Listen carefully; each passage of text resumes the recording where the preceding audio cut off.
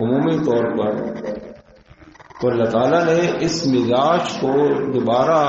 پروان چڑھانے کے لیے ایک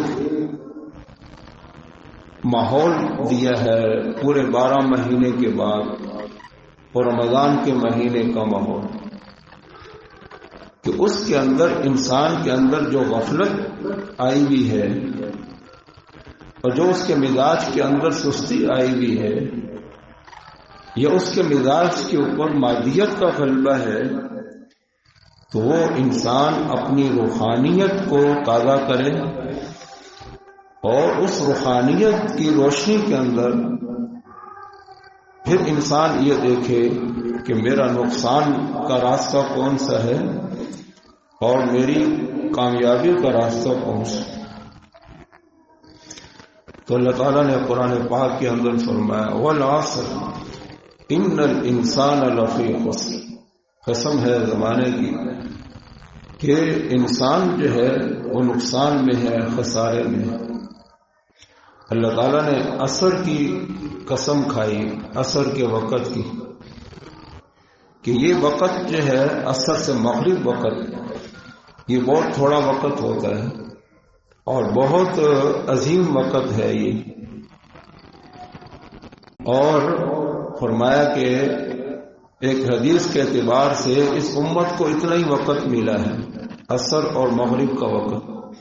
تھوڑا سا وقت ملا ہے، 50-60 سال کی عمریں ملی ہیں، لیکن ان کو جو اجر دیا گیا ہے وہ زیادہ دیا گیا ہے اس امت کو، حضور پاک علیہ الصلوۃ والسلام کی برکت سے۔ تو قسم کھا کے فرمایا کہ سب انسان نقصان میں جا رہے ہیں، تو اب فائدے کے اندر کون جائے گا، فلاح کے اندر کون جائے گا؟ وَمَا إِلَّا الَّذِينَ آمَنُوا وَعَمِلُوا الصَّالِحَاتِ، کہ جو ایمان لائے اور ایمان لانے کے بعد انہوں نے عمل صالح کا راستہ اختیار کیا۔ عمل صالح، عمل صالح، ایمان اور عمل صالح کیا ہے؟ ایمان اور عمل صالح جو ہے وہی انسانی روحانیت کا تقاضا ہے، روحانیت کا تقاضا ہے، کہ جس کا تقاضا یہ ہے کہ میرے مالک اور خالق کا جو راستہ ہوگا میرے لیے وہ بہتر ہے،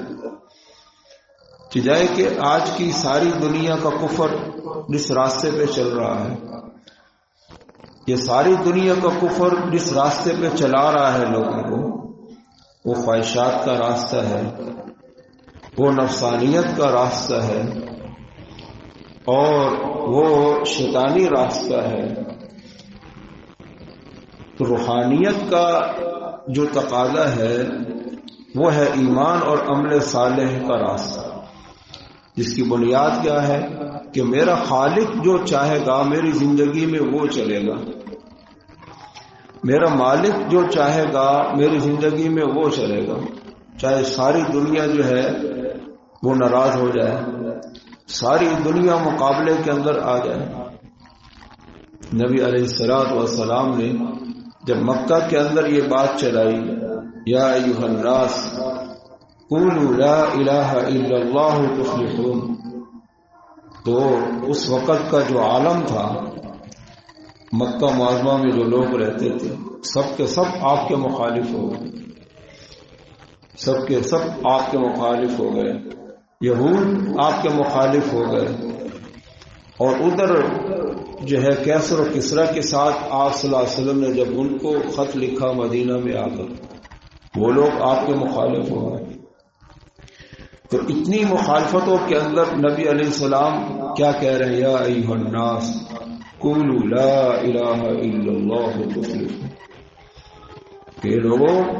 لا الہ الا اللہ پڑھ لو کامیاب ہو جاؤ۔ تو ایمان جو ہے، آپ علیہ السلام کا ایمان سب سے اعلیٰ درجے کا تھا، تو اس وقت کے سارے کفر سے آپ نے مقابلہ لے لیا، لیکن آپ نے اپنی بات کو نہیں چھوڑا۔ تو انسان کا جس قدر ایمان ہوتا ہے اس کی بقدر انسان ساری مخالفتیں برداشت کر کے اپنا دین کا راستہ اختیار کرتا ہے۔ یہ جو ہے ابراہیم علیہ السلام مصر کے اندر ہے، ساری برادری مصر کے اندر ہے، ماں باپ مصر کے اندر ہے، اور گھر گھرانہ مصر کے اندر ہے، تو آپ ایمان کی وجہ سے اپنی اہلیہ کو لے کے بیت اللہ میں انی ذاہب الی ربی سیہدین، میں تو اپنے رب کی طرف جا رہا ہوں۔ تو یہ ایمان کا روحانیت کا تقاضا ہوتا ہے کہ ساری مخالفتوں کو، سارے مخالف ماحول کو برداشت کر کے اپنا جو دین کا راستہ ہے اس کے اوپر چلتے رہنا، یہ ایمان کا تقاضا۔ تو الا الذین آمنوا وعملوا، اس ساری انسانیت کے اندر ان دو طبقے کا استثناء کر دیا، جو ایمان لائے انہوں نے عمل صالح اختیار کیا، یہ بچ جائیں گے، یہ بچ جائیں گے، اور جنہوں نے عمل صالح اختیار نہ کیا تو ان کے بچاؤ کا کوئی راستہ اور ہے نہیں۔ تو لہذا رمضان کے مہینے کے اندر اللہ تعالیٰ یہ ماحول میسر کرتے ہیں، یہ ماحول میسر کرتے ہیں کہ دن کا روزہ اور رات کی نماز۔ دن کے روزے کے اندر انسان کے اندر بریک لگتی ہے کہ گناہ کے کاموں میں اپنے آپ کو نہیں لے کے جانا، یہ بریک لگتی ہے کہ ساری زندگی تم نے گناہ سے بچ کے رہنا ہے، یہ بریک کے لیے روزہ ہے۔ اور رات کی نماز سے انسان کے اندر نماز کا ایک شغف پیدا ہوتا ہے، ان فی الصلاۃ شغلا، نماز کے اندر ایک مشغولیت ہوتی ہے، نماز کے اندر ایک جو ہے یکسوئی ہوتی ہے اللہ کے ساتھ ملاقات کی، اب وہ عام اس سے پیدا نہیں ہوتی، وہ جو جستجو اور طلب ہے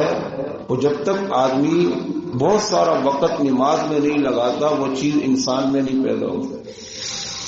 اس لیے جو لوگ فرض نماز صرف پڑھ کے بھاگ جاتے ہیں، یہ جمعہ پڑھ کے بھاگ جاتے ہیں، آپ دیکھنا ان سے 2-4 نفل اور پڑھا کے دیکھ لو، یہ کبھی بھی نہیں پڑھیں گے، کیونکہ اندر شغف نہیں ہے، اندر شغف نہیں ہے۔ تو وہ تراویح کی نماز سے انسان کے اندر بار بار سجدہ کرنے سے وہ ایک شغف پیدا ہوتا ہے کہ نماز کتنی اعلیٰ چیز ہے۔ حضور نے فرمایا قرۃ عینی فی الصلاۃ، کہ میری آنکھوں کی ٹھنڈک جو ہے وہ نماز۔ فرمایا کہ صحابہ جو ہے الصلاۃ خیر موضوع، حضور نے فرمایا نماز جو ہے بہترین عمل ہے وقت گزارنے کے لیے۔ تو کہتے ہیں کہ صحابہ نے جو ہے وہ پھر نماز کے ساتھ ایسا وقت گزارا جو ان کا فارغ وقت ہوتا تھا وہ نماز میں ہوتا تھا۔ الصلاۃ خیر موضوع، تو یہ دو چیزیں روزہ اور تراویح، یہ انسان کے اندر وہ روحانیت کا مزاج اجاگر کرتے